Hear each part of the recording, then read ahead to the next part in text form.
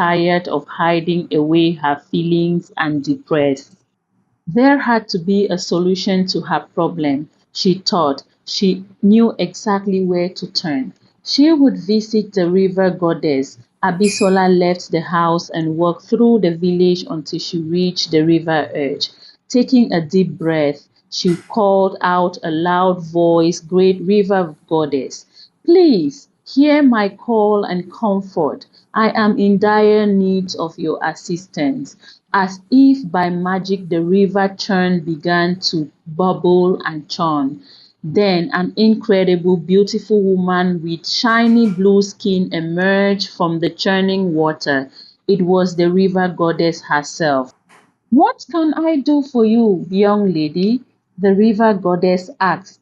"Please, great goddess, make me slim and beautiful like other ladies my age," she pleaded, tears filling her eyes.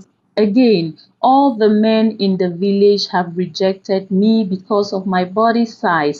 All my friends are married and I am here still unwanted and alone. Please help me become slim so I can find a husband to marry me. I beg of you."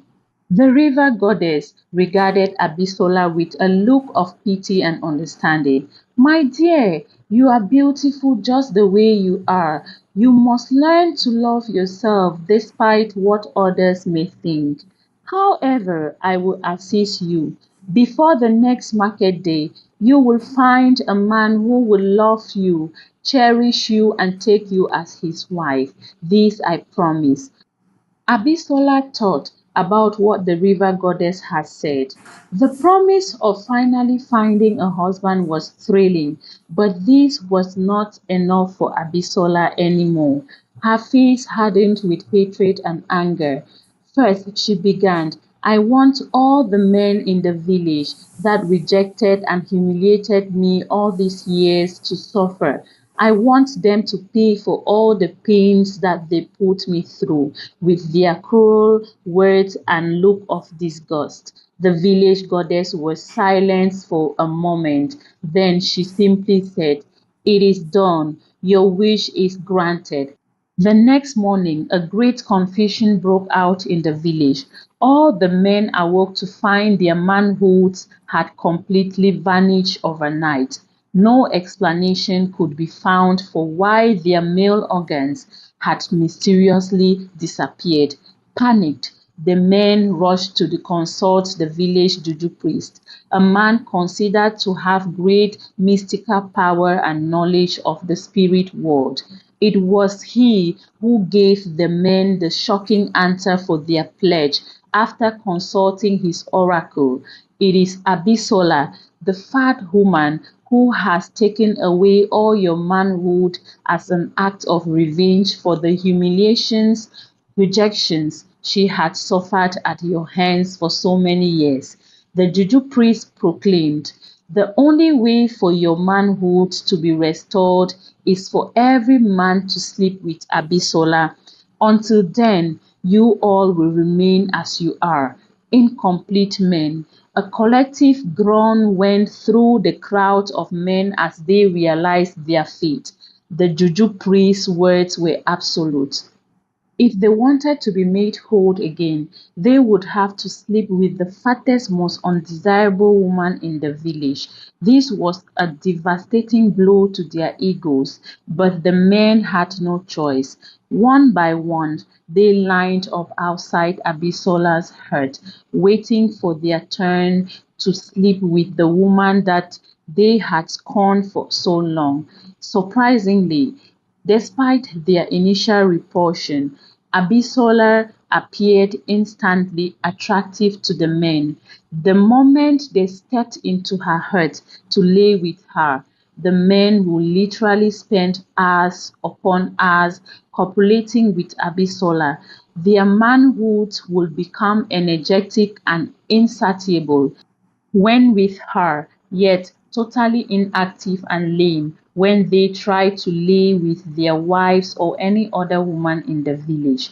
They were powerless against the hold Abisola had over them.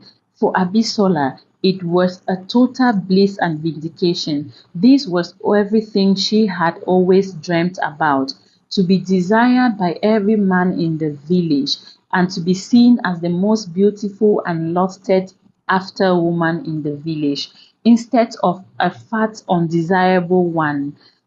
The wives tried everything to convince their husbands back, even threatening to leave them, but the men simply could not pull themselves away from Abisola's intoxicating and bewitching spell. After many days of torment, the fed-up wives finally went to the juju priest, demanding that he must find a way to break their husbands free from Abisola's curse and restore their manhood once and for all. There must be some kind of counter spell that can overpower this dark magic Abisola has employed. They pleaded with the juju priest. Our homes and families are being torn apart.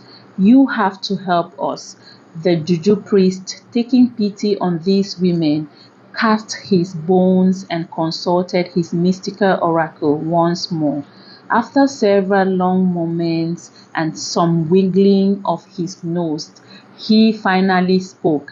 Yes, there is a way to break this curse over your husbands, he said.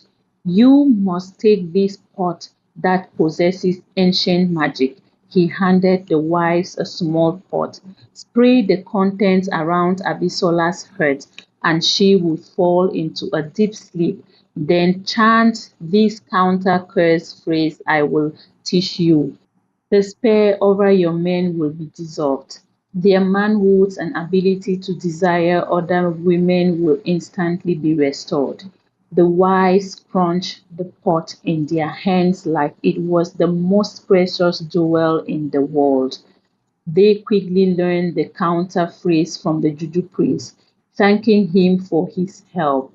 That night, while the men were once again in Abisola's hut, the wives set their plan into motion. Under the darkness, they crept into Abisola's compound. Silently, with steady hands, the wives carefully spread the white powder in the pot around Abisola's hut. Inside, Abisola laid in the center of the hut on a mat, deep asleep, surrounded by the slumbering body of their husbands and lovers. Then quickly they chanted the ancient counter phrase 3 times, just as the juju priest had instructed. At first, nothing seemed to happen, but then the men woke up shaking their heads as if waking from a trance. Their eyes went wide as they realized where they were and what they had been doing. My wife, forgive me.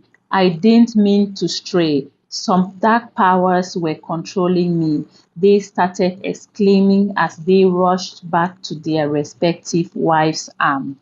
The spell had indeed been broken. Word spread rapidly through the village of the curse being dissolved and Abisola's hold over the men destroyed. The husbands and wives rejoiced in being united again. As for Abisola, she woke up the next day feeling confused and dizzy, with no memory of the previous night's events. When she tried calling out the men who had so eagerly satisfied her desire just a day ago, she was met with silence. The men had all returned to their wives, refusing to look even in Abisola's direction. Now that the spell over them had been broken, realizing that the curse she had enacted upon the village menfolk through the river goddess had somehow been undone, Abisola knew there was only one person who could provide answers.